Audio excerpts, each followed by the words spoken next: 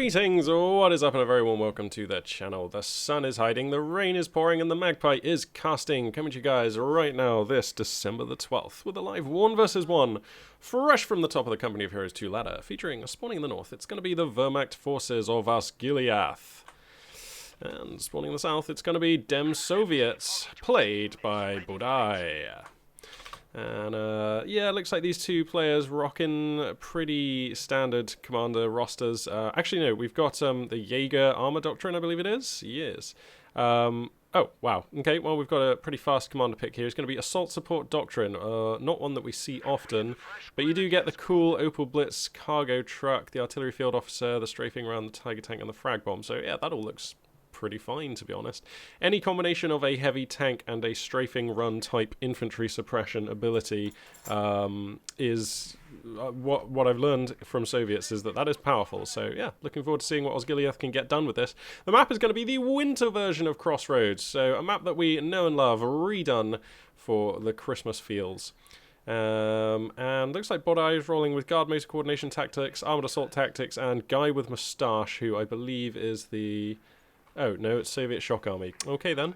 Well, those are the abilities on that one. The other two I'm pretty sure that we'll know. Or at least I do, anyway. Looks like relatively straightforward openers here. So whilst these two players get to grips with the map and each other, I'll take a moment to talk about the other significant thing I've done today, obviously besides casting this fantastic and amazing game, which is vote, I suppose. Actually, why? Oh no, I've opened the door to this now, haven't I? Yikes. I basically never do politics on the channel because this is not a place for politics. This is a place where I come to have fun with video games. And I'm pretty sure it's why you guys come here as well. So the last thing we want is politics infecting this. But I guess I'd just like to take a second right here to apologize to any international viewers on behalf of my nation for the... You know, I don't often use strong language on this channel either, but you know what? I'm feeling it today. I'm going to apologise for the fucking disgrace that England has been exhibiting to the world. It's not quite as bad as what's going on in America, but we are definitely following their lead, and it makes me very, very, very sad and upset. And I just thought on today of all days, it's just... We're just sitting here waiting to be told how big fucking Boris Johnson's majority is going to be, and like, it's just... Ugh, makes me so sad. I mean, I'm not saying I support the other guy either, but I mean, they're both the state of politics these days. Anyway, it's just on my mind, so that's why I mention it. But I'll keep it brief. I don't want to go on about it, because there's some Company of Heroes 2 action going on, and that is a way more cheery and happy prospect than British politics. Yeah, definitely. World War II is way more cheery and happy than British politics. Lol. Anyway. So it looks like we've got quad conscript opener here from Bodai, who is struggling right now to deal with German incursion. Conscripts are doing their best here. Where's the MG42? That always tells us, wow, okay, so the MG42 is actually in a reasonably good position, but it's not active right now, insofar as it's not actually contributing to any battles. The MG42 in Soviets versus Wehrmacht, basically for the first 5 minutes of the game is just like the entire game is pretty much about where this is and what it's doing. So, ooh, I don't think he meant to set that up facing that way. Actually, I guess he did, because he knows that there's conscripts up there. Yeah, interesting to see that MG42 taking up prime position on the map, but not actually really finding any conscripts under its arc. So, yeah, that's pretty interesting. So I take a sip on my tea here.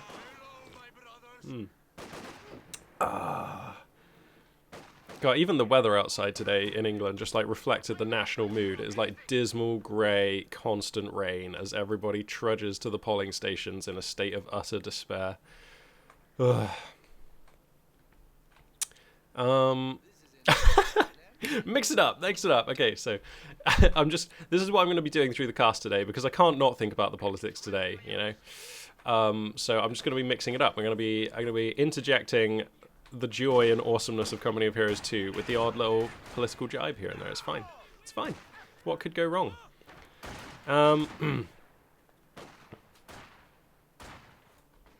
So, I mean, this has been a pretty even early game. Nothing especially to write home about. No particularly grievous engagements for either party. Nobody dropping the ball or making any massive mistakes. Flammenwerfer has come up on the engineers. We've got a 2-2-2. Going to be joining the field here for Osgiliath. So, whoop, looks like we've got a... Whoops, hang on, wrong base. Whoop, looks like we've got a... Where is your infantry company? Ah, it's over here. Wow. That's a really awkwardly positioned infantry company. Why would you put it here? Is this to stop enemy tanks driving in? I mean, is this going to block a Panzer IV from getting out? That's interesting. Alright, and looks like we've got the artillery field officer out on the field. Okay, Osgiliath coming in here with a plan. Going to be making use of the early game abilities afforded by, what is this again? Assault Support Doctrine. And I'm excited about that. I mean, he picked this commander early, and I would say that this is a build with a plan. You know, we've got an MG, we've got a 2-2-2, we've got an artillery field officer. There is a plan in motion here. Osgiliath is working a style which I'm not really familiar with. I don't see a lot of players attempt. But the way, the punctual way in which these units have come out makes me feel like Osgiliath, this is a style that they're really familiar with. The way he chose the commander and the way all of these units have come out so on cue. How much does this artillery field officer cost? Same as a grenadier squad, so that's absolutely fine. I mean, oh wait, assuming, have grenadiers been rebalanced? Or, yeah, no, they're still 240. So, okay, artillery field officer, I mean, that is a 5-man squad. They've got SMGs, so he's kind of using this as a kind of, like, knock-off assault grenadier squad. 2-2-2 overrunning here. Grievous damage is being inflicted. Looks like the Flammenwerfer engineers do get up on top of the MG42, so that will have to fall back. Tank Buster grenade package finishing in a timely manner here for Badai. Gonna bust the engine on this 2-2-2. But there's nothing else really to take advantage of this, so this just will be a 2-2-2 that is forced to GTFO for now, I think. Even though he's going to stay for damage on these conscripts for a little bit longer, and why wouldn't you? The MG42 somehow still has 4 men, but very little health on that one, so that one's probably going to have to fall back at some point, although no medic bunker right now, so kind of needs to even lose a few men before falling back is worth anything. Alright, so now the Opel Blitz cargo truck is available. So, do you have to get it onto a... Okay, right. Well, we'll see if he calls it in. I'm not very familiar with how this thing works in the present meta, or, like, under the present balance team.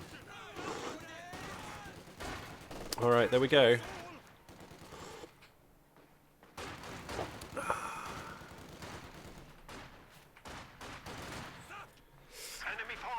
Securing our territory.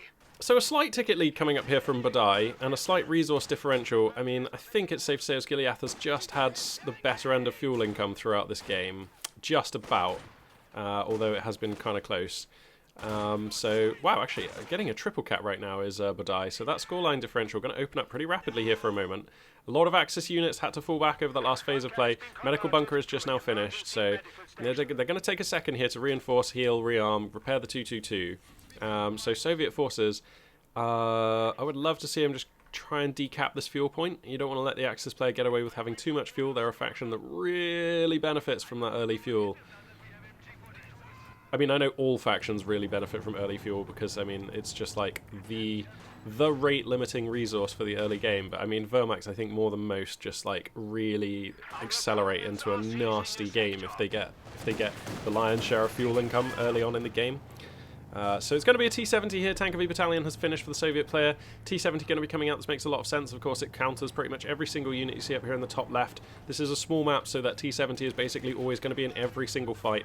And should it reach 2 stars of veterancy and survive into the later stages of the game, the scout mode ability on that T-70 on this map is basically lets you see almost everything. Like it covers like about a third of the map. If you have the T-70 like here, it covers like so much map, it's absurd. So yep, very wise, very smart to get the T-70 onto the board at this early juncture. I'm a fan of this. Enemy forces are capturing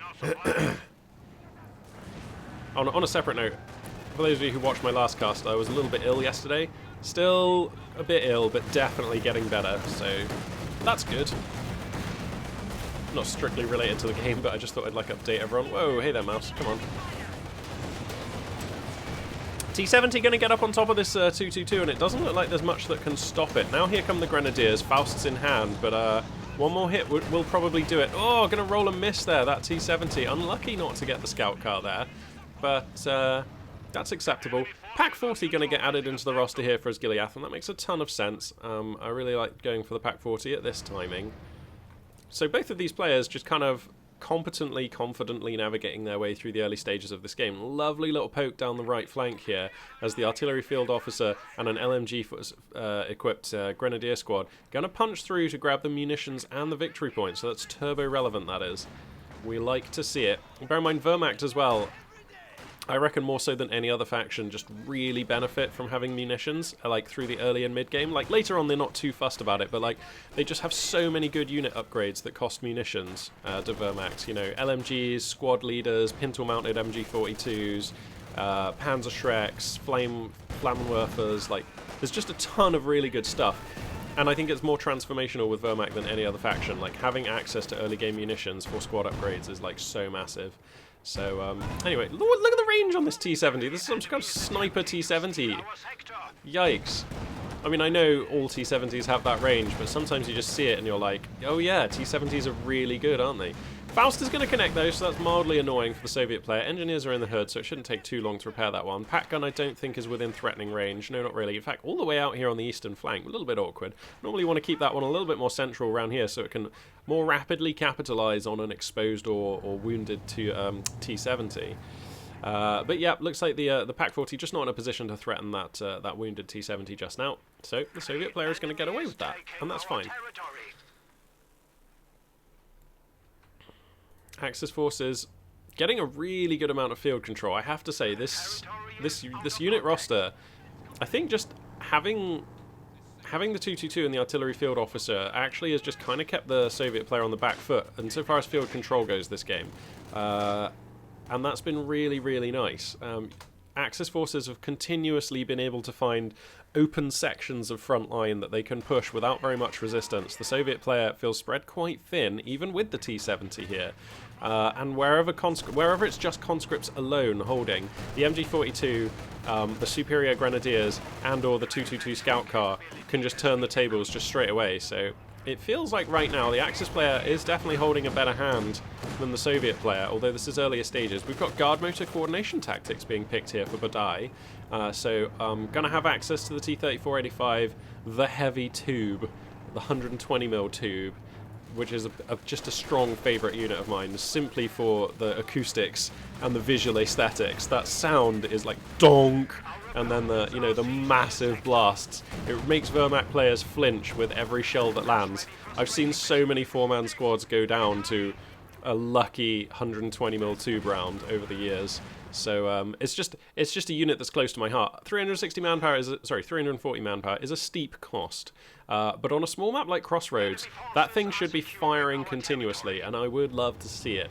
I know players don't seem to rate it, and that's fine. It's a big investment for an indirect fire piece, which doesn't really bring any extra utility over the regular Soviet tube. You know, like a little bit more range and a little bit more power doesn't really justify the extra cost under most circumstances, but I still love it and I would love to see it. We've also got access, of course, to guards infantry, and they would be a solid choice right now. PTRSs will be very useful, go some way to answering this 222 and limiting its effectiveness. Also just guards, a stronger answer. Once you get those DPLMGs, able to stand up in fights against grenadiers in ways that conscripts really are not capable of at this stage. Pat gunner in a nice position. I'm gonna find a... Oh no, there's no line of sight there. I thought it might find a shot on the T-70, but it doesn't. And that's okay. Looks like we've got additional grenadiers making another run down the eastern flank here. So just like I say, there's always just an opening in the Soviet line that it feels like Osgiliath is able to exploit. And now we've got this one, Panzer IV on the field. Oh, sorry, on the queue. 222 goes down. Nice chase there from the T-70. Pat gun unable to punish because of this line of sight blocker. And wow, would these players please just give me a second to announce that we've got a 120mm tube on the field. Yeah, loving it. So okay, all right, I'm a happy magpie right now. I love to see it. Let's give him a taste. Listen up, listen up. Come on, give him a taste. Dong. Oh, a near miss on that MG42, landing just a few yards to the east. 3-star MG42 Grenadiers, no joke. And now this is kind of being a bit of a problem. Let's crack the tack and we can see this eastern flank is being a bit of a problem now. You can't just let the Axis player have this.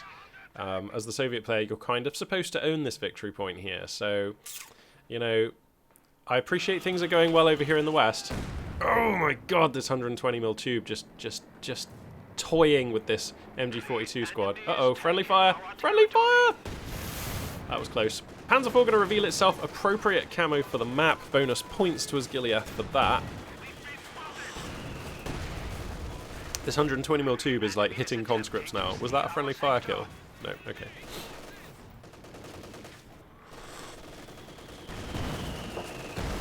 Alright. Company of Heroes 2.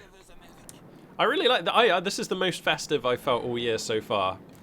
Now that we've got Winter Crossroads, I really do feel like Christmas is here and that's not a bad thing. And I have to say, I feel like that's probably the first bit of that I felt this year. Somehow the engine's been busted on this. I think some conscripts got in with an AT grenade. Triple cap established right now for the Axis forces.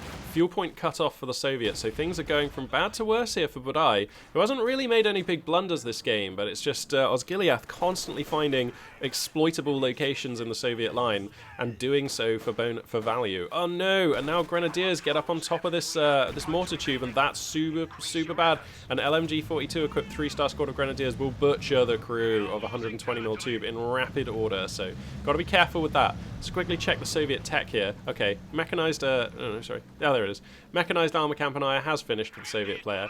So, we're going to be able to see shortly exactly what Budai wants to be purchasing. You have to assume it's not a T-34-76, as I believe they could have afforded that already by now. Rifle grenade going to find some conscripts. A rapid fallback on that squad will save them. So, Budai reacting there, rolling with the punches. Now the Panzer IV is marauding forth, and you can see the minimap increasingly turning blue. Behind this pressure, Osgiliath is cementing their advantage. Could even probably go for a Opel cargo truck, or how much are they actually? 200 manpower, yeah, and try and get some additional resources in. Try and get towards Tiger a little bit faster. Wouldn't hate that. And just, this is looking a bit grim now. This 120mm tube has just not quite been paying off. And, I mean, that is a risk of an indirect fire unit. They are less predictable. Their performance is less dependable than most other units. Sometimes, the first 5 shots they fire are bullseyes, and you feel like a genius for picking the unit. And then sometimes the scatter doesn't favor you, and you don't really get any great damage or any game-changing shots for the first while that tube is on the field. And it doesn't look so smart. And we're kind of seeing that. So we're in one of those timelines right now for Budai. But that's okay, as long as the mortar tube stays alive and keeps taking shots, then it has a good chance of beginning to pay off. So all you can really do is let it keep taking shots. Keep rolling those dice, eventually you will get a hit. Or at least, well, that's not actually how statistics and chance works, but your chances of rolling a hit increase substantially the more shots you take. Let's put it that way. Okay, so there's going to be a T-34 entering the field momentarily. I believe it was an 85, because I think that's where all the fuel went. And I believe it's got the little bump on the back there, so I think this will be an 85. And I think that's a really nice choice. Yep, that's an 85! Alright. Alright, so the 85 is actually able to out-medium the Panzer IV. So, we'll see. Panzer IV here finds the T-70, but that's okay. Conscript's going to come in there. That's another AT grenade. Donk. Now the engine is stuffed on that one. Where's the 85? Where is the 85? Where's the 85? Here it is. Here it is. Alright, now we've got an... okay, Pack 40 is lurking, though. This line of sight blocker is perfect, though. Now the Panzer IV stricken, and... I don't think Budai knows about the Pack 40, so he comes forward straight into the Pack 40. Dangerous times now. Another great hit from the 85. Faust comes through, so the 85 is now stricken as well. One more shot could get this Panzer IV, but he's out of range. So looks like both players going to limp away with their medium tanks intact. The Panzer IV getting the worst end of those trades for sure. The T-70 and the 85, though, both needing repairs. There are 2 squads of engineers in the Soviet roster, and that's going to be essential. Infantry skirmishing here, going to be left to their own devices as the tank's not really able to support at this time. And, oh my goodness me, Budai really under the pressure here. The scoreline differential has opened up massively, owing to the horrendous amounts of field control that Osgiliath has been able to secure. And the pressure is being felt now. These Soviet forces in danger of getting bled out. Guards troops are going to join the roster, and this makes a lot of sense. They're just a really dependable, pushing infantry squad. The munitions are there for instant DPs. So that's a welcome, like, bolster to this Soviet roster. But oh my god, there's going to be a Tiger here like in no time at all, because there's just no fuel coming in for Badai. The Axis player has just had all the fuel. And I don't know, man, this is looking real bad. Real bad. He even has actually munitions for Shreks on his Panzer Grenadiers, which I would kind of like to see, because that actually would just turn the fight. That means that the 85 just can't really bully the Panzer IV. Not fully repaired as this 85 either, which is risky. But I suppose you have to try and secure your cutoff. Oh no. Literally commanding just one resource point just now, or at least receiving income from. For Bodai, and that's gross. This 120mm tube, pardon me, sorry, just hasn't been able to pay for itself. It's just not rolled any hits. Now the Panzer IV comes forward, it's going to try and police these conscripts. Where's the 85? There it is. Okay, he's going to come in. Where is this Panzer IV? Okay, this is awkward positioning from this 85. A little bit suspect vehicle micro there. Oh my god, the tube just keeps rolling misses. Maybe it's had its accuracy nerfed, actually. I don't know. That'd be interesting. Somebody out there with better game knowledge than I. Did the 120mm tube have its accuracy nerfed? I feel like I've not really had a chance to cast it very much recently, so... Oh, these conscripts in jeopardy. Okay, they're going to squeak away for now. The 85 wounded, getting repaired right here. T-70 rolls a penetrating hit at that range on a Panzer IV. Come on, why is he not taking a shot? Man, that turret was slow to start tracking. And,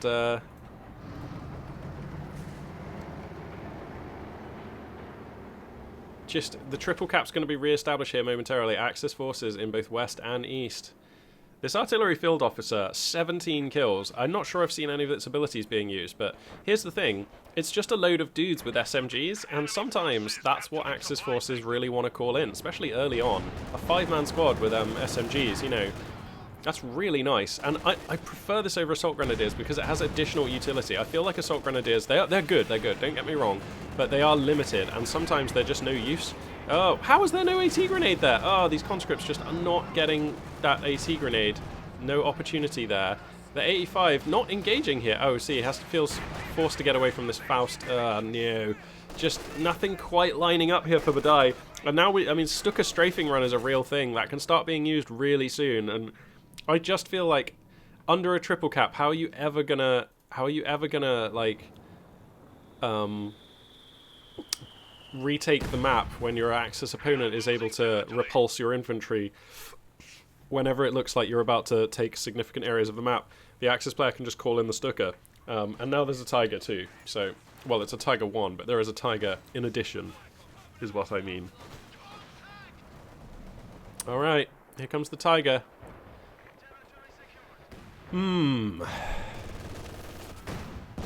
Well, I mean, Badai hasn't really lost any units this game, you know? It's been playing really well.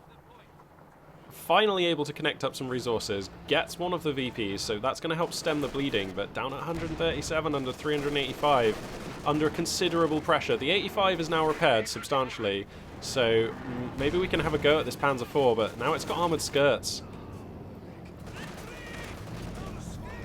Rear armour is exposed here, but the Tiger comes through here. The Panzer Kampfwagen 7? 6, I want to say? 4, 5, 6, yeah. And that will be enough to see off the Soviet armour. And we're just nowhere near really getting an Su-85. It's like minutes away, and minutes are not what Badai can spare right now.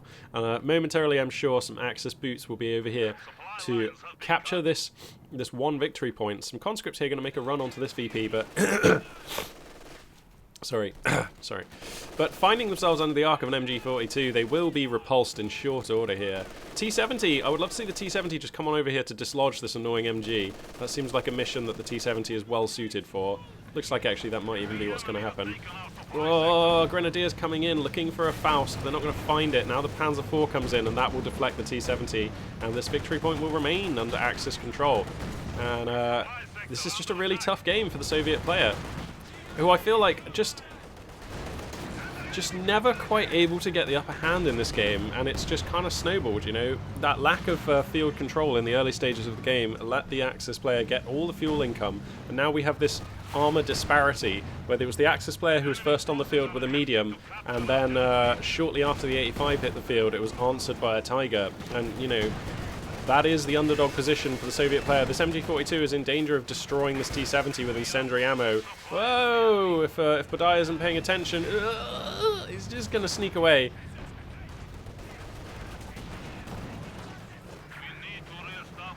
The 85 desperately trying to get some work done. It's going to be joined by another 85 here, and I think that makes some sense. I think I would have preferred to see an Su-85 if I'm honest, but that's me. I'm Magpie. I'll basically always say that.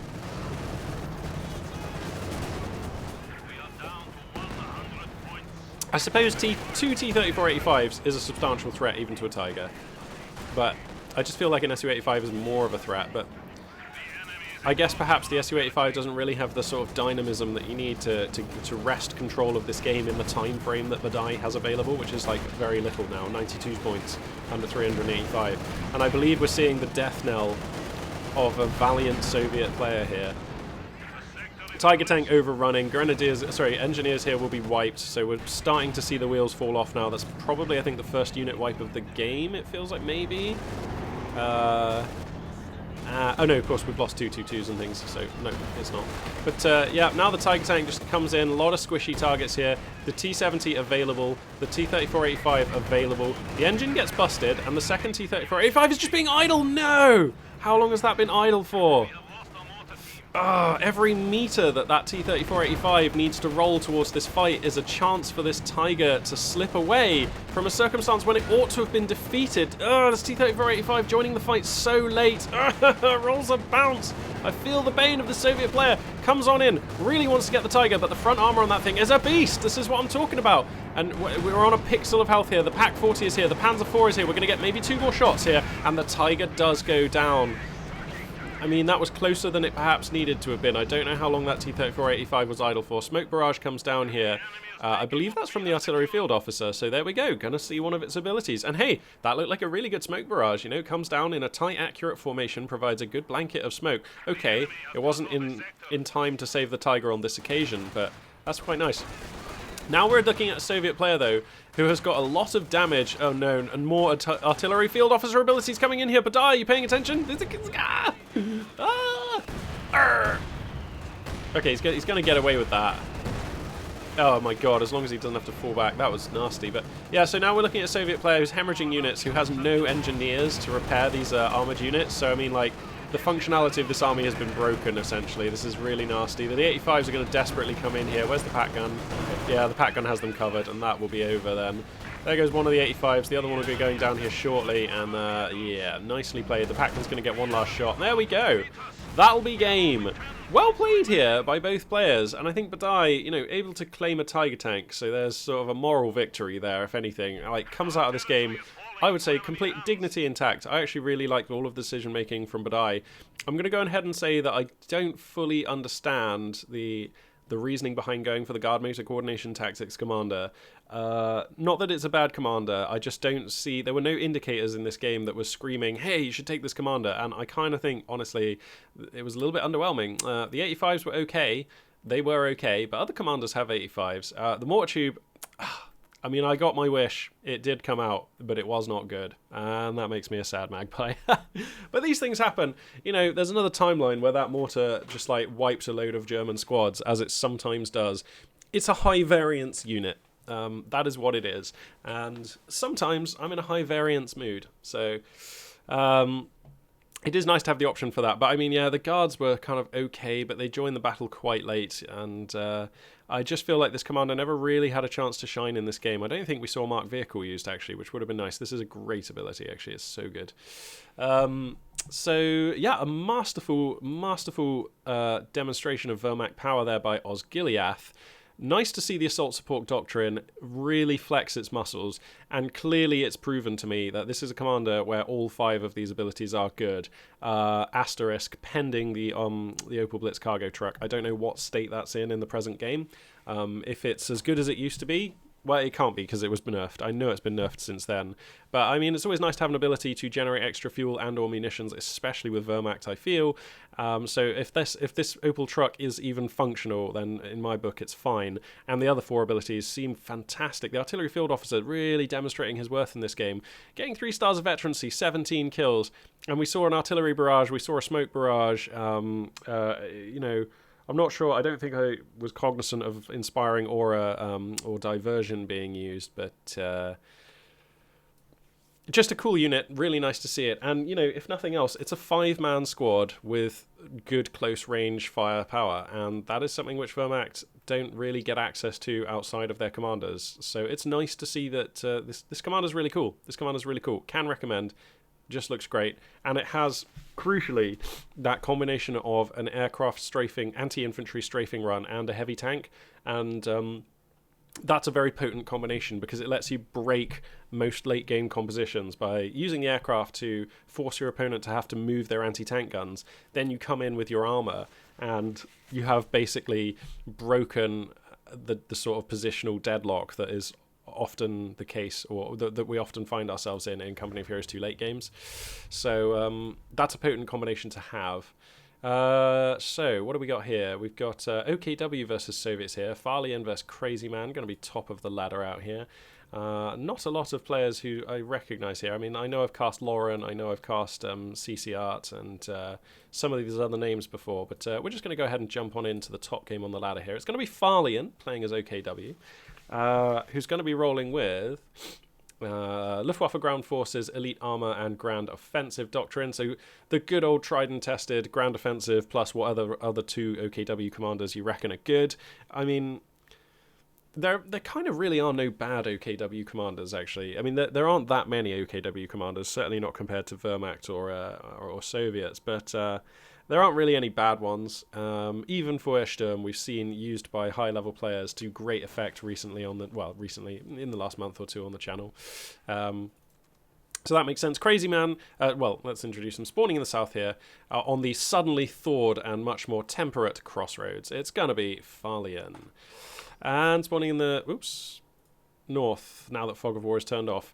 Playing as the Soviet forces, it's going to be Crazy Man, who's going to go straight ahead and pick the armoured assault tactics. So this, we've seen a lot on the channel recently, and sort of in common with the assault support doctrine that we just saw, has the great combination of heavy tank plus strafing run, anti-infantry strafing run. So this is just a very nice, very potent commander, but only if you can navigate yourself into that late game scenario. And I would actually probably argue that armoured assault tactics might actually be worse than assault support doctrine in some ways. You don't get access to an artillery field officer who provides interesting options and a unique squad to use in the early stages of the game. You do get the T-3485, which is just reasonable. It's not great. It's just an okay option to have. You do get the vehicle crew repairs, which is, again, just an okay option to have, but rarely game-breaking, rarely game-changing. And you do get the radio intercepts, which it's very hard to be objective about how much value that one provides. It really comes down to the circumstances of the game, how good you are as a player, what units it is that your opponent are building, and exactly how important it is to know about those units arriving on the field ahead of time. And, you know, so this is a sort of high variance ability, I would say, the radio intercepts. I think there are going to be games where it's very important, and there are also going to be games where it's not very important. And also sometimes in the heat of combat, you know, you do miss those audio cues. There's a lot of stuff going on when you play Company of Heroes 2. A lot of voices screaming in your ear. You've got units under fire, your advisor guy telling you about the victory point situation. You've got all kinds of announcements flying in and out, as well as explosions, gunfire, and a lot of stuff that you need to be aware of with your ears. And sometimes it's easy to miss a radio intercept. So yeah, I guess that's all I have to say about the radio intercept ability. Looks like we're going to have Grand Offensive Doctrine here. Going to be picked by Farlian, who was going for a Kubelwagen opener here, and that Kubelwagen going to see off these engineers in the opening stages of this game. Storm Pioneer is going to be punching forwards here, putting down some very early mines, actually, in a very cunning position. I like that a lot. That's almost certainly going to find some Soviets before they have access to metal detectors. We've got a Special Rifle Command opening here for Crazy Man, and it's going to be a penal strat. So I guess I really like this, actually. Penals are just, I mean, they're obviously they're better in a fight than conscripts. They've got SVDs, And they've got the very interesting demo charge, and I believe you can upgrade them with PTRSs. So yeah, just a very different style. What is this ability? Throw anti-vehicle satchel charge. Oh yeah, okay. Requires PTRS rifle. Okay, alright, fair enough.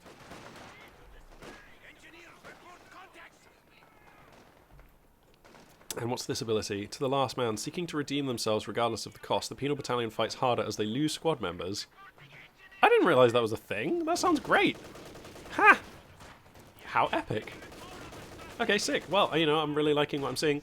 But they're going to be going up against Panzer Grenadiers and Panzer Fusiliers. Volks Grenadiers and Panzer Fusiliers. So we'll have to see. It's hard to see exactly how the infantry balance in this game is going to pan out. Certainly as soon as an MG34 hits the field, I think things are going to be quite hard for Crazy Man, who's not going to be able to answer with a maximum of his own, unless they sort of side tech into the old support weapon Campanera as well. So basically, in danger of being out-diversified by the OKW roster in the early game here is Crazy Man. So we're going to have to see if Crazy Man has a plan to deal with that. Looks like for now, OKW forces able to take the lion's share of the fuel income, getting double fuel. That's 39 over 13 fuel income, 52 over 32 munitions. So Farlian right now looking to recreate the success of the Axis player that we just cast in the first game. And, wait. Oh no, man, it's so easy to get Caster's Amnesia. What were those players called in that game? It was Badai and... It was Gileath, that was it, there we go. What was that? Incendiary Grenade going to come down here, but I don't think it's actually going to be enough to turn the tide of this battle. And the Penal Battalion will be victorious there. Those SVDs, pretty potent at close range. Semi-automatic rifles, the fire rate is just going to be betterer than the KAR 98K. Has been permanently established as a static post.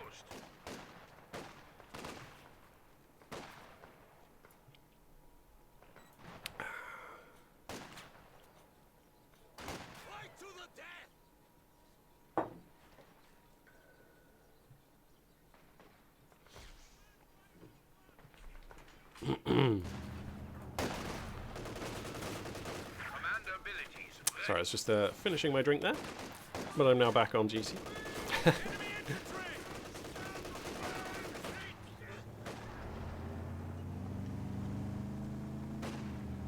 So, okay, if we crack the tack, we can see the battle line has now been sort of more evenly drawn. Soviets are in control of most of their side of the map, Axis likewise of theirs. And I guess we're just kind of waiting for one or both of these players to make an interesting teching choice or something like that. It's going to be Mechanized Regiment HQ coming out here for Farlian into a Panzer II. And this is somewhat of a smart choice, actually. And we've seen this before, actually, when Special Rifle Command and Penal Choices are the option. The Panzer II gets disproportionately powerful because there's no conscripts with Tank Buster Grenade Package, and there's no option of Zis Gun. So, that is an environment in which a Panzer II is going to naturally be stronger, better able to flourish. And also, actually, you know, another thing I've just realised, penal battalions are like a more valuable target for the very powerful anti-infantry firepower of the Panzer II. So that is actually going to mean that the Panzer II vets up faster, shooting at conscripts than it does at conscripts. Shooting at penals, sorry, than it does at conscripts, yeah. I think I said that right, I hope so. You all know what I mean. So yeah, this is going to be a great Panzer II. I think this is going to be real difficulties here for Crazy Man to deal with. I don't even know. I mean, there's really nothing to stop this Panzer II just parking up in the Soviet base and killing everyone. So, I mean, this is a rough spot to be in, and this is why I'm always a little bit skeptical about Special Rifle Company openings with no side tech against OKW. All right, so here comes the Panzer II. It's going to announce itself here.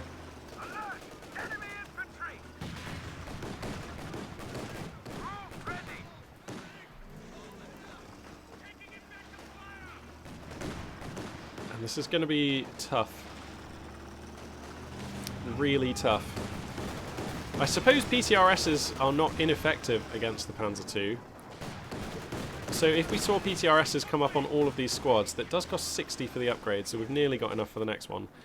Then I suppose you can actually control the Panzer II if you are able to engage it with a concave of PTRS toting penals and like repeatedly like bounce it away from your lines, because the PTRSs, they actually really do sting against the Panzer II, and they also feed a lot of veterancy onto the penals. So I guess this is the way that the penals counter the Panzer II.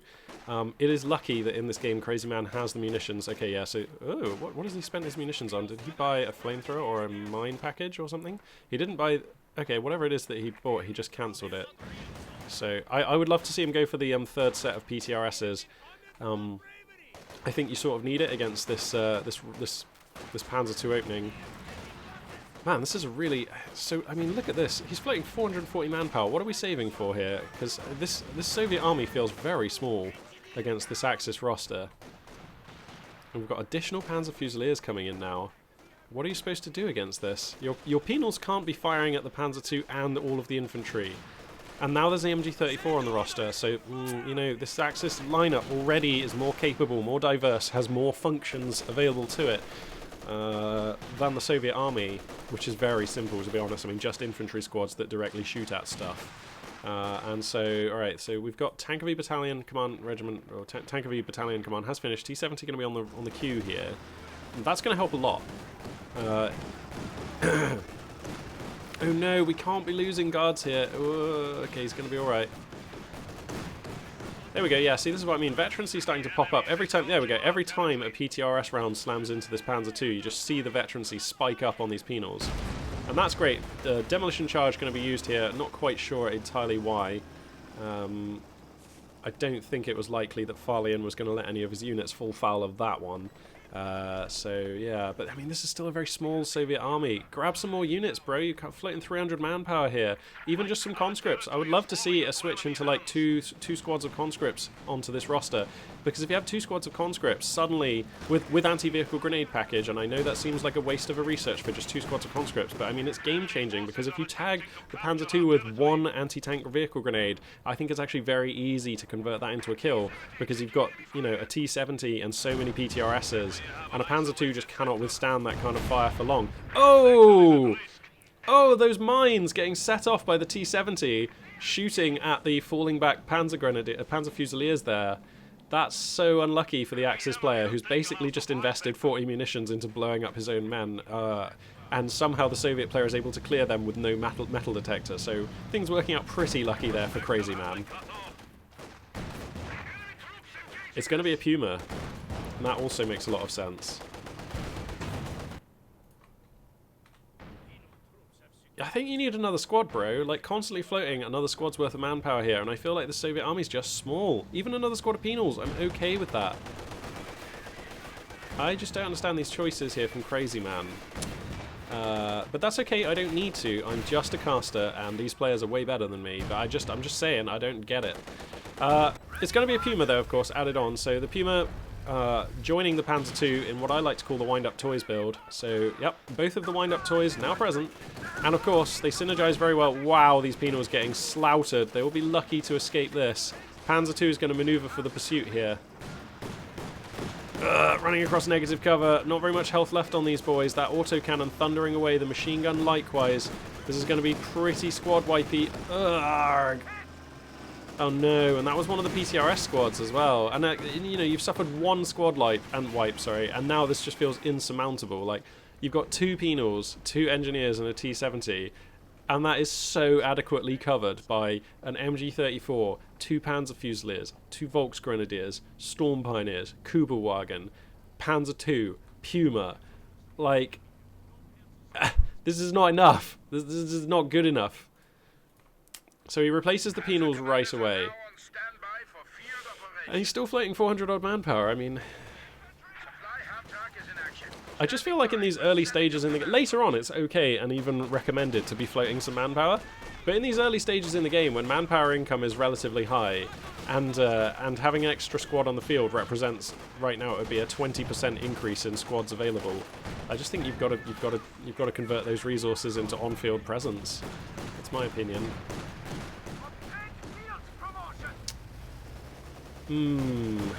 Yeah, now we've just got, you know, Kubelwagen just cutting down guys as they come out of the base. Like, somehow the Soviet player is still able to be active forward on the map. Puma here going to find the T-70, and that will end the T-70's reign of just killing dudes or whatever, I guess. Wow, actually, Volks Grenadiers getting turbo low. Opportunity of a squad wipe here. That would be brutal. 2 stars of veterancy and a STG package. That's no easy thing, or no. That would be a grievous wound. Did he get them? He got the Storm Pioneers. I didn't see where they died. There's a lot going on right now. T-70 will be traded though, and that ain't great.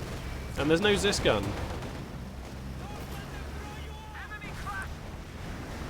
And the wind-up toys dominating the field here.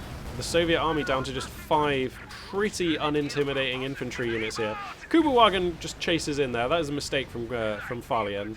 Definitely wouldn't opt to do that. I think it was just on attack and just kind of pursued into a machine gun and PTRSs. That's not great. Is that some mines here? Alright. Looks like TM-35 mines have been employed in order to prevent the wind-up toys from rushing into the Soviet base and inflicting additional damage. But I mean, how scared do you have to be that you have to start wasting 40 munitions, pardon me, to put mines on the doorstep of your own base?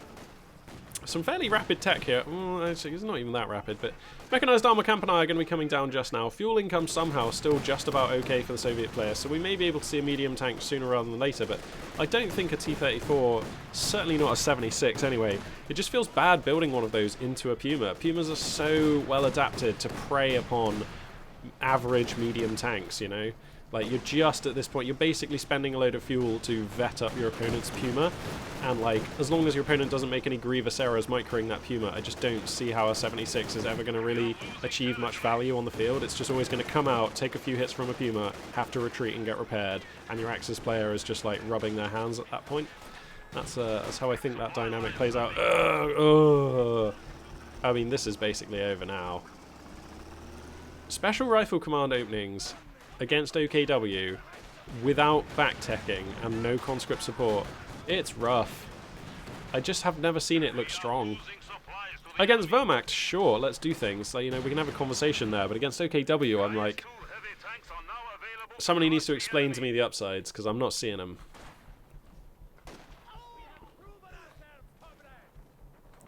Even the Soviet marksman, which is quite good against OKW objectively, because, you know, if you're sniping at Storm Pioneers, you know, that's great, that feels great.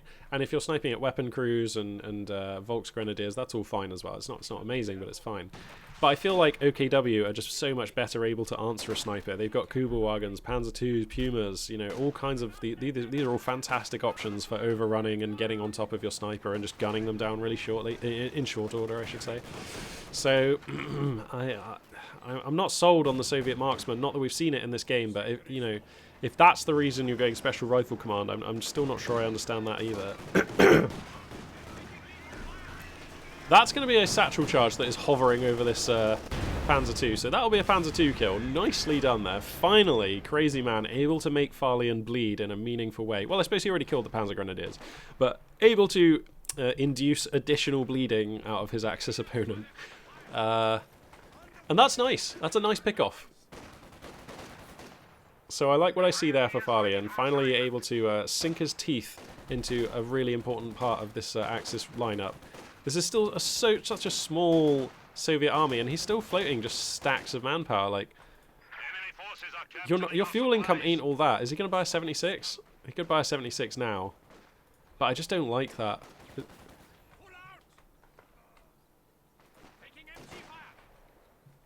MG34 gets set up here. That should be a satchel charge. Nope, just immediate fallback. Okay. It is going to be a 76. Not sure about this 76. I'm never sure about 76s, but, like, if there wasn't a Puma on the roster, I'd be like, yeah, this is a great choice. But there's a Puma on the roster, you know? Maybe I've just played way too many games as OKW where I have killed, like, multiple 76s or Shermans or whatever it is with my Puma, and I'm just like, you keep building them, I'll keep killing them, like... And you don't even have to get the kill. Like, the Puma is just such a good agent of control against medium tanks. Like, your opponent is just gets such small windows of frontline use out of their medium tanks whilst that Puma is plinking them down. And it just feels so cost effective because the Puma is not expensive, you know, and it's able to police these superior, much more expensive units. It's just, like, as an allied player, why are you inviting that dynamic, you know? I don't feel like that's a healthy place that you would want to choose to be in. These engineers, there's a lot of G43s on their heels here. These Panzer Fusiliers have been taken for their anti-infantry prowess, and they are demonstrating that. Looks like the engineer will slip away for now, so that's fine. Going to be an anti-vehicle grenade donking into, or two even, donking into this S-76, but the 76 for now will be able to break these Panzer Fusiliers. The Puma has been substantially dinked by PTRSs, so it's actually not in the best place. It is not super well positioned right now to try and take a fight against the T-34-76. Additional PTRS rounds attempting to find their way into this Puma. Yeah, there's one damaged up Puma. Schwerpanzer HQ going to reveal its positioning here. The flat gun Panzer authorization has finished on that one already, so we can look to see Farlian take a pretty expensive choice soon, and you have to feel it's going to be Das Tiger Tank El Tigre. So yeah, that's going to be quite scary.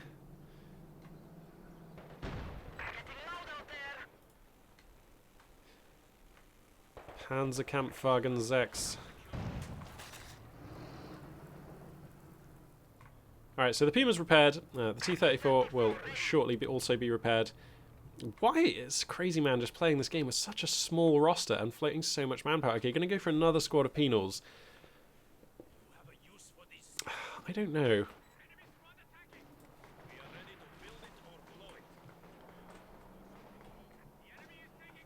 I mean, for 15 fuel and 160 manpower, he could build a support weapon Campanile and start getting Maxims on the field. And I feel like that's more of a force multiplier. That synergizes with your penal battalion so much better.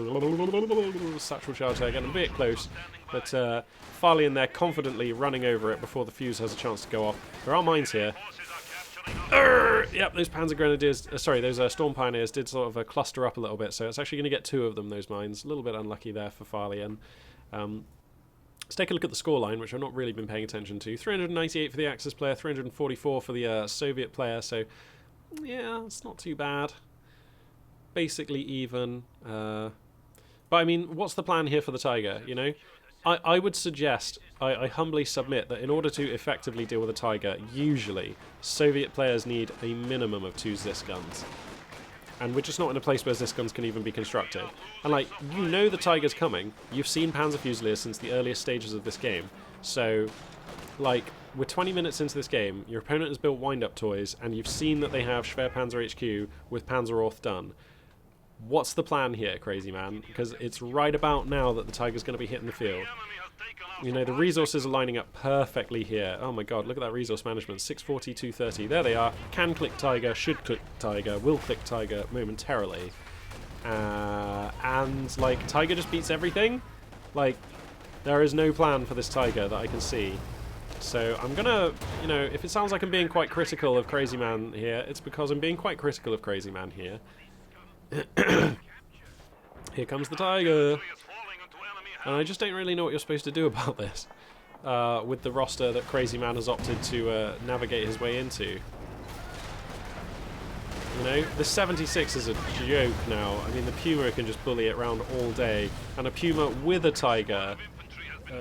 So he loses an engineer squad there, going to immediately replace it thanks to this ludicrous manpower bank he seems intent on maintaining.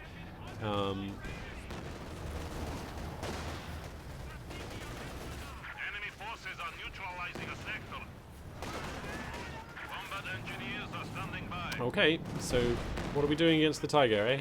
I mean, it has to be an SU-76, right? Sorry, SU-185. What is it? Is that what it's called? SU-85. Goodness me. I'll remember what they're called. So, I mean, right? SU... What? Help me understand this. 90 plus... Okay, he's going to cancel the 76. Because, I mean, he's like literally 5 fuel away. No, sorry, 1 fuel away from an SU-70, from an SU-85. And, like, your opponent has Tiger Puma.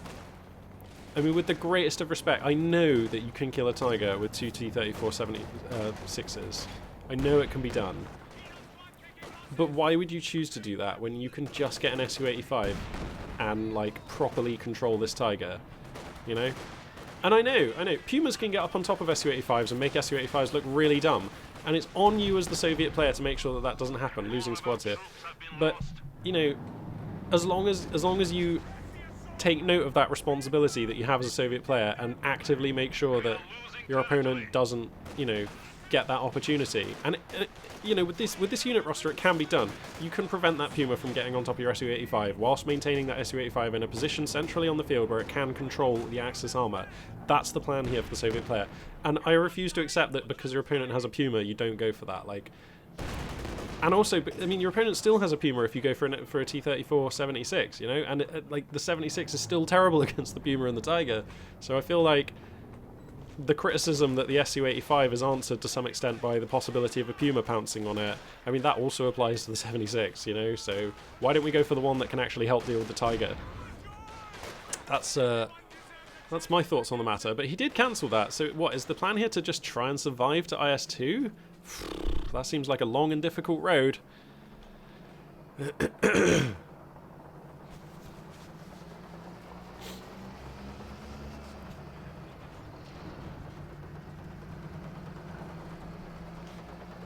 Gonna replace some penal battalions here. 4 seems to be the happy place for Crazy Man when it comes to numbers of penal battalions. Enemy forces are attempting to capture our territory. I've got to say, this Tiger tank has not been the most impactful so far. I mean, it did some work up in north, but apart from that, it's not been super active and firing consistently this game. There are mines here, but they were revealed by the metal detector on those Storm Pioneers, so I imagine, I mean, we're not going to see the Axis play a full foul of those mines. We shouldn't, anyway.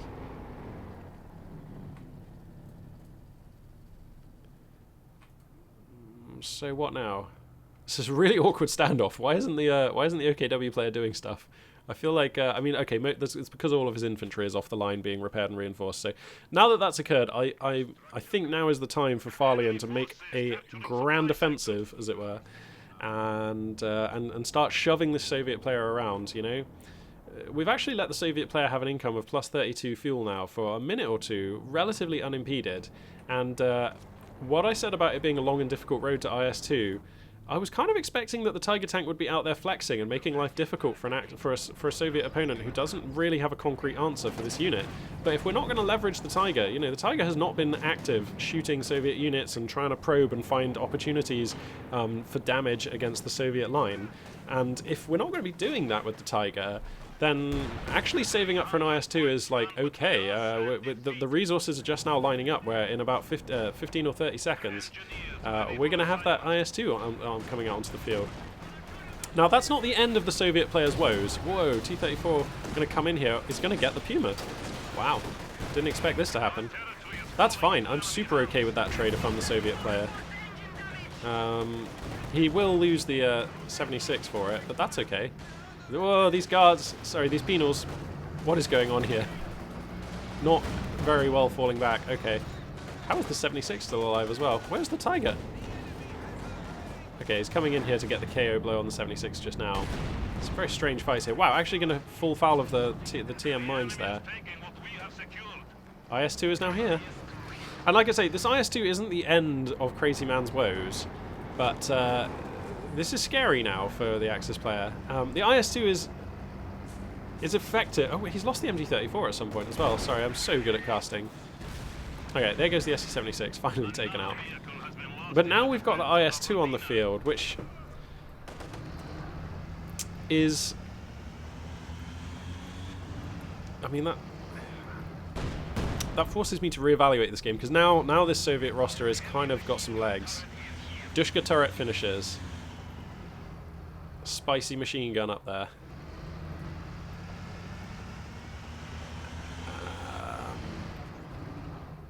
I don't know, because now we've lost the Puma as well, that's the thing. Like, with Puma plus Tiger, this IS-2 doesn't look nearly so great, but with just the Tiger, I'd love to see PTRSs rebought on these, or purchased for these penal squads, because I feel like every little bit of damage you can get on this Tiger is going to be massive and potentially game deciding in a potential fight where the IS-2 and the Tiger are both involved. So I would love to see some PTRSs get purchased, but also I understand Crazy Man, you know, possibly wanting to save munitions for the IL-2 Sturmovik attack. But here's the thing, okay? The IL-2 Sturmovik attack is so powerful in conjunction with the IS-2 because it essentially enables you to exclude your opponent's anti-tank guns from the fight. Like Pat guns, Raketenwerfers, they have to stop firing and start moving when the IL-2 Sturmovik run comes in. This is not an Axis player who has any of those units, so if Crazy Man identifies this, then perhaps you actually feel more okay spending on PTRSs, not holding up the strafing run. Okay, he's just going to use the strafing run. Not sure what I make of this strafing run. Get some good hits on this Axis infantry, but I mean, this isn't really game-changing. I mean, you've just spent 180 munitions to make 2 Volksgrenadier squads fall back and kill, like, 3 or 4 Volksgrenadier models. Is that worth? I mean, I'll let you guys be the decider of that, but I don't think so. This ability is usually so potent in conjunction with the IS-2 because it forces the main units that counter the IS-2 away, so then you can just come in and try and break your Axis opponent, you know, using your armor, using your infantry, whatever it is you want to do. But if you're just using it as a sort of, hey, to kill 4 Volksgrenadiers and force 2 Volksgrenadiers to fall back, it's like, is that really worth 180 munitions? I don't know. Also, using it in this position here is, like, again, is slightly more dubious because it's very close to this flak turret, so, you know, that's relevant as well.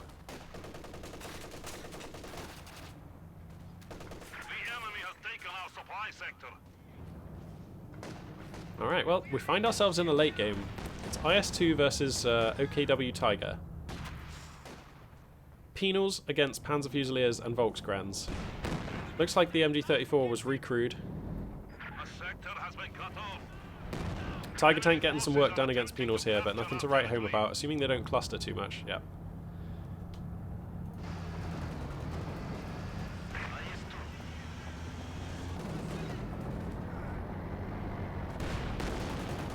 Additional Penals getting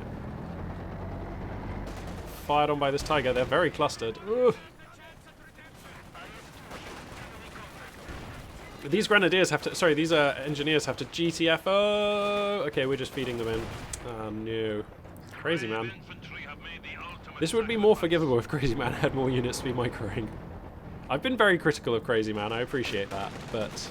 It's just, I just don't agree with all these decisions. Wow, he gets a Panzer Fusilier squad. Oh, that's big. That is big. Okay, that's a really nice pickup there. But now there's a Panther on the queue. And once that hits the field, the balance of power shifts once again. Because an IS-2 can't really effectively fight off a Tiger and a Panther. That's very difficult. Especially without Zis guns to deny a flank. I would love to see him side tech into a support weapon Campanier to get Zis guns. I think you kind of need them. But we're at the kind of stage now where Crazy Man has had the fuel income. We could go for a T-34-85. We could go for an Su-85. These are both okay. I don't think it's prudent to think about a Katusha just yet because you need to win the armor war. That's the most important thing. And a Katusha doesn't really... It's not relevant to the armor war. Panther's going to be here momentarily. It's going to be an 85. That's probably okay. He still needs PTRSs on this third squad of guards. Penals, I should say. Here comes the Panther.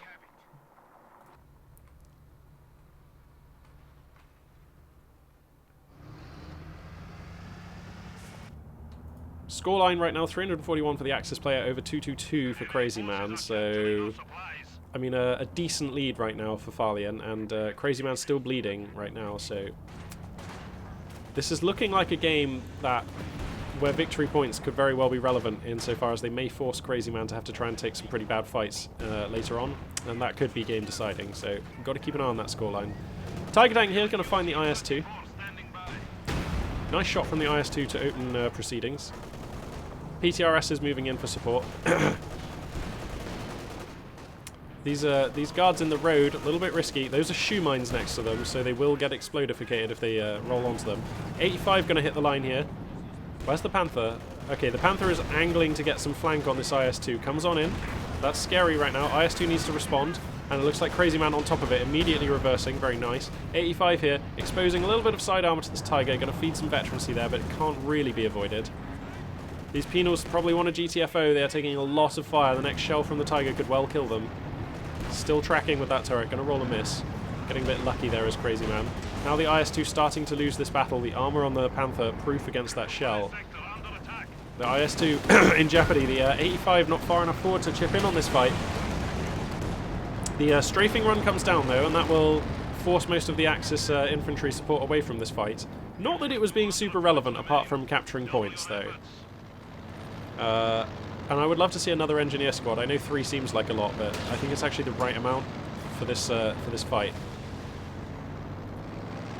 Because the time in which you can turn your tanks around is like just materially translates into doing damage to your opponent's armor, and this is an armor battle, this one.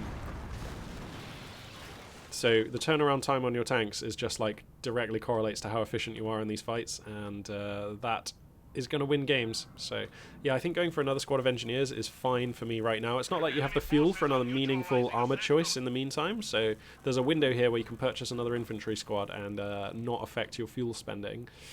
So I think I like going for engineers. Looks like Farlian, I mean this roster's still fine. It's actually added in a second MG34, which I really, really like, because this increasingly for Farlian, the key objective is going to be maintaining control over the victory points, and MG34s are very good at that, of course. No, we can't be feeding another. Oh no, he's going to lose these. He's going to lose these penals. That's so bad. Oh yikes! Oh. I mean, now, how small is this Soviet army against this Axis roster? It's like, ugh. I feel like this has been the story of this game, really. I feel like Crazy Man has never really had the amount of boots on ground he needs to seriously contend for this game. Tiger Tank comes forward, actually, not fully repaired. IS-2 has to respect the fact that he's trading off against 2 very competent Axis guns there. Is this another squad wipe? Oh, really? Oh well. I mean, is that game? That feels pretty game-ending. It's very hard to win the game when you don't actually have squads to take the points. And there are just not very many squads on this roster for Crazy Man. The enemy is taking what we have secured. Engineers here going to repair. There is a 2-star engineer squad here, so that improves the repair time. That's crucial. So this IS-2 is actually going to get turned around relatively rapidly. And I don't know where the Storm Pioneers are. They're reinforcing, so that Tiger Tank going without repairs for the time being. So that's one thing going Crazy Man's way. He's actually going to have full health armor. If he chooses to take a fight in the next 30 seconds or so, he will have that advantage over the Axis player, and that's nice. I would love to see a repair tool get bought for these... Oh, I see, they've just put it away. That's fine. Okay, another 85 going to be the choice here. Yeah, I've got to say I like it. Yeah, 85's. I mean, the gun on the 85 is like genuinely threatening to both Panthers and Tigers, and now with 2 of them plus the IS-2, that is a significant amount of anti-armor firepower. And as well, the 85s are just effective against this very menacing Axis infantry lineup. So that's I really like this one. Really, this is one of the T-34s that I think is a great choice. Axis armor just like wheeling around in the west here. IS-2 potentially going to get caught out. Here comes the Axis armor from the flank. T-34 85 in a lovely position, and there's about to be a second 85 joining this battle. If he promptly micros it to the front, it could be here in time to contribute. Tiger Tank getting reasonably low, actually. This 85 getting consistent penetrating hits there. Very nice. And now the IS-2 able to bring its fearsome anti-infantry firepower to bear on these Volksgrenadiers. Oh, whoa, Panther Tank possibly overextending here. This is like 3 Soviet tanks it could find itself exposed to here. Not rolling any hits, though, as the Soviet armor. So the the Panther Tank, with its decent front armor and good mobility, is able to get away with that risk just fine. Actually, no damage scored upon it. So that's awesome. Crazy Man... Forget buying penals now, I think. Just buy engineers. Like, the penals aren't significantly really contributing to these fights. Basically, your tanks are doing the heavy lifting against your opponent's infantry and their tanks, and that's okay. So I think just support them with engineers. Engineers are so cheap, they can capture points. You don't particularly mind too much if they take a beating or even go down. 200 manpower is a low opportunity cost. Oh, shoe mines here going to hit some penals. And of course, they are just additionally synergized with repairing your tanks even faster. So I think I would like additional engineers to be the next choice here for Crazy Man. Panzer IV going to be the choice for Farlian, and that actually makes a lot of sense. Could have saved for another Panther. Actually, he doesn't quite have the unit cap for another Panther. Once these squads are reinforced, there won't be room for another Panther. So the Panzer IV makes a lot of sense. Also, the Panzer IV is just, like, pretty good against Soviet infantry, so...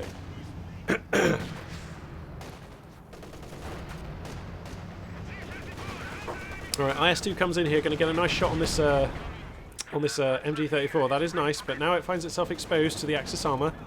The 85s, one of them is being repaired, the other one's dealing with a squad of infantry right now, so the IS-2 standing alone, but it can do that. I suppose there is additional pressure, actually, I've just realised, of course, placed on Crazy Man by the fact that his IS-2 will cap out at 3 stars of veterancy, whereas the OKW Tiger tank, of course, can go all the way to 5, and is incredibly fearsome once it gets there, like, utterly terrifyingly good. Once it has 5-star vet, it basically has massive line of sight, a gun that fires very quickly on a chassis that's very mobile, with massive penetration and accuracy.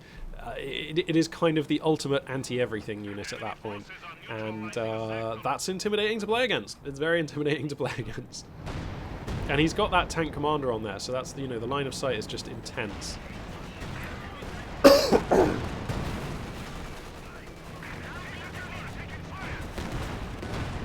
Alright, the IS-2 taking the brunt of the fire right here, but its armour is proof. It's repulsing a lot of this. The 85s see the Tiger off for now. And now they're going to swivel back around here. Looks like the Panther becomes the next priority target. One of the 85s in severe jeopardy, so it looks like this could be a chance for the Axis player to get one of these Soviet mediums and then get out with all of his tanks intact. And that would be amazing. There we go. As soon as the 85 goes down, starts backing away. Even the IS-2 in jeopardy now. There's like just no units in the Soviet roster. And now the 85 moves in as a shield. The strafing run comes in, but it's not going to be enough. Oh wow, so fearless here. The Axis armor comes forward. Once the 85, the IS-2 is so low. The Panther tracks, and that will be the kill. And I don't think we're even going to get a trade out for this Panther here. Nope, the armor bounces, and that's game. Nicely played. Farlian here, maneuvering his forces to a very well-won victory there. I'm actually pretty surprised that this game ran for 39.5 minutes. Crazy Man's composition seemed a bit crazy to me. Look, I don't mind going Special Rifle Command and leaning on Penal Battalion. I even don't, by itself, mind doing that against OKW, even though, as I said in the earlier stages of this game, it does invite a Panzer II to be very good. I've seen Special Rifle Command openings where you rely on penal battalions get kind of worked over by well-managed Panzer IIs a couple of times here on the channel. But by itself, you know, it's not... The game doesn't have to go that way, and we saw in this game PTRSs were okay, and then the T-70 arrived in time, and so that Panzer II was actually not the threat that it could have been. But then there were just some weird choices from Crazy Man moving forwards, and I think if you recognise that you're going to be facing off against a Tiger, I respectfully submit that you will have a much easier time with 2 Zis guns. We've just seen it time and time again, especially on Crossroads, which is quite a small map where those Zis guns are just like always going to be there when the Tiger is there. It feels like, anyway. Yeah, so that's... I think we needed to see a side tech into Zis guns, perhaps. I think that would have made Crazy Man's life a lot easier, because usually when I see this Armoured Assault Tactics IS-2 plus Strafing Run plus other stuff build performed on this map, you have to, like, the Soviet player always has 2 Zis guns, and that's like as important a part of the roster as any other. So I think trying to manage it without the Zis guns here, very difficult. But, you know, Crazy Man able to find himself in a position where he had an IS-2 and 2 T-34-85s, and genuinely looking threatening against this Axis armor, which is, like, basically miraculous, given that the infantry support for those armored units was borderline non-existent. I mean, the repair support was there, but the combat support was just non-existent. And there was so much Axis infantry here, but no Raketenwerfers, so... somehow this is actually okay. Like, having no infantry support is fine because there was just no real anti-armor infantry support from the Axis roster either. But just ultimately getting outdone. T-34-85s are fine, but they're not as good as Panthers in a purely anti-armor sense. And the IS-2 is fine, but it's not quite as good as a Tiger in a purely anti-armor sense. So I think you're always going to have a hard time beating these 3 Axis tanks with really just those 3 allied tanks, and we just saw that kind of come through here. You know, that the Panther and the Tiger just kind of bouncing a lot of shots whilst getting penetrating hits against the 85s, and then being able to pick off the 85s, working down the IS-2, and just kind of the fight just snowballed out of control from there. And you only really get one chance in a really committed armor fight in this kind of like armor intensive late game, and Farlian just getting the upper hand in a way that made sense to me. I mean, I think that's the way the fight is going to go like 80% of the time, barring something crazy happening with those 85s, like somehow getting all kinds of flanks off or whatever. So, yeah, this game kind of playing out more or less as I expected it should. Even if Farlian didn't win this tank engagement, let's say that the Axis tanks were forced to pull back, I still think Farlian's in a fine place because of the scoreline. You know, 337 to get over 117. Farlian basically has a much easier time controlling these victory points, because how on earth are you ever going to claim these victory points when your opponent has 2 MG34s and you just have no pushing potential with infantry in this roster? I mean, that seems like an impossible ask for Crazy Man. So I think even if Farlian was unable to take this convincing tank battle, I still think Farlian had it in the bag. So just a nice game played here from Farlian. I think perhaps my only notes would be, I mean, the Kugelwagen was lost in a way that was kind of unfortunate. And I think that there could have been more utility gotten out of the Panzer II and the Puma. I mean, nobody micros perfectly, but I think definitely Farlian would probably agree, you could have gotten more efficiency out of those units.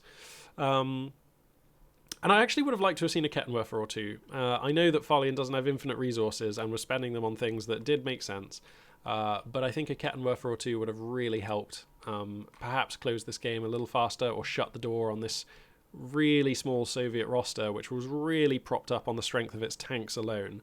I think like a Kettenwerfer or 2 could have been really spicy there in addressing that. So cool, yeah, a couple of great games picked today. Nice to see them come through. Unfortunately, Soviets getting a pretty rough time of it, but it happens. So yeah, that was super amusing. I'll be uploading this video just now. What time are we? Yeah, cool. Okay, right. Well, thank you very much for watching, and this for now. Magpie842 signing out.